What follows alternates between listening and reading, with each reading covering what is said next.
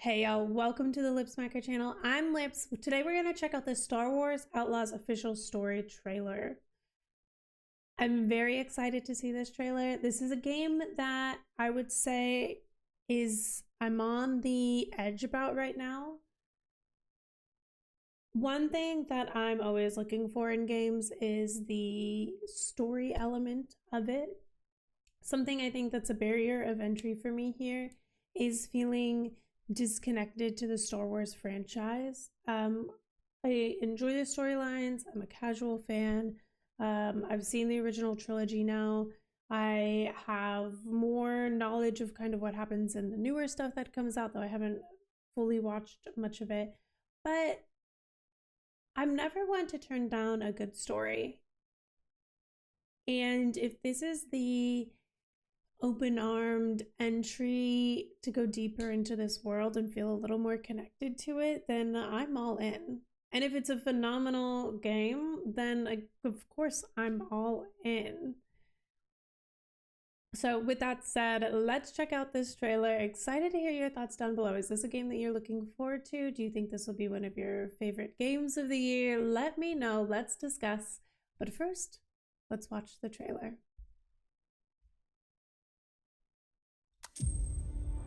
Each of you represents some of the most powerful criminal organizations in the galaxy.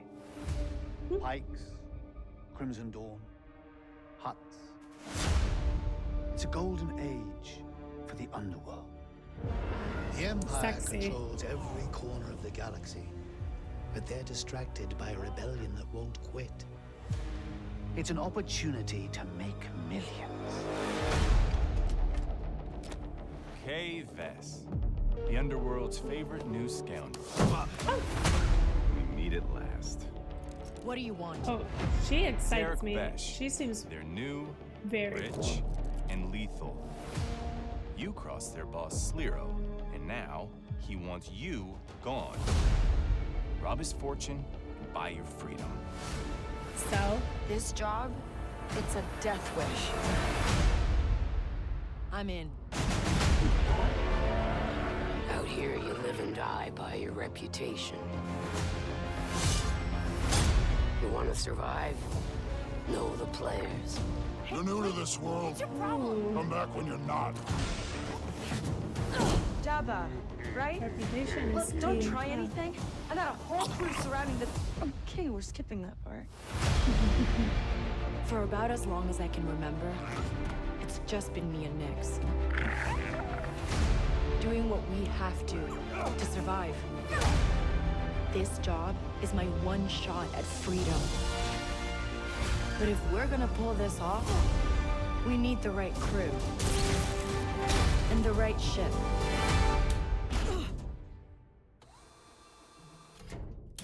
Yes.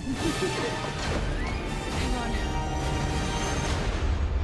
I hire you because you are one of the best hunters in the Outer Rim. She's more connected than you let on, Sliro. Bess is mixed up in something bigger. The Outer Rim is a dangerous place. Everyone is fighting for their piece of the galaxy.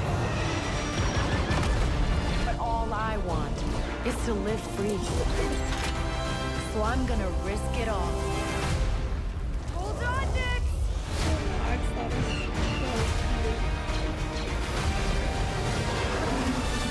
That might be one of the best trailers I've seen in a minute. It definitely has that cinematic essence to it, even when they had that little like comedic relief moment where she lifts her chair up.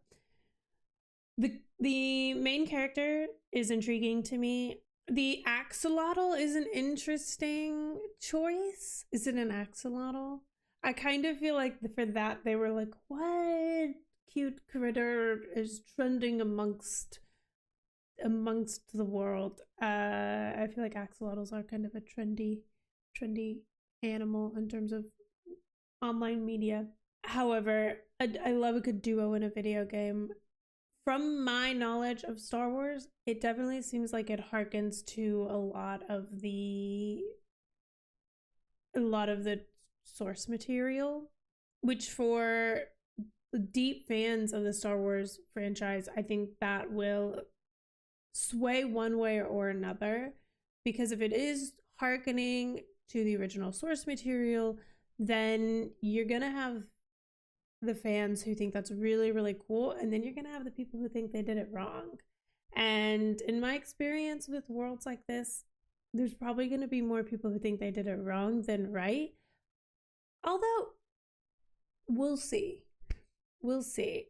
Something I am curious about from a gameplay standpoint that interacts with the story is, obviously they said a lot about reputation, and I wonder what influence and choices and how the world changes around you as your reputation changes.